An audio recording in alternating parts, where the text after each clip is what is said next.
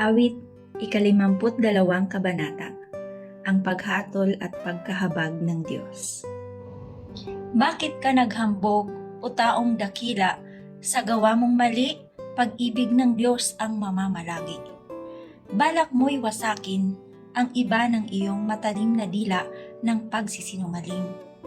Higit na mabuti ang iyong pag-ibig sa gawang masama, higit na mahal mo'y kasinungalingan kaysa gawang tama. Taong sinungaling, ang iba'y gusto mong saktan sa salita. Kaya't wawasakit aalsin ka ng Diyos, sa loob ng tolda, sa lupa ng buhay, aalisin ka niya.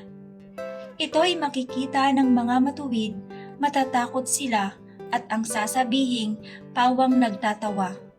Masdan mo ang taong di nananalig sa Diyos nang upang maligtas. Sa taglay niyang yaman ay doon nananangan kaya napahamak. Kahoy na olibo sa tabi ng templo ang aking katulad. Nagtiwala ako sa pag-ibig ng Diyos na di kumukupas. Di ako titigil ng pasasalamat sa iyong ginawa. Ang kabutihan mo'y ipahahayag ko kasama ng madla.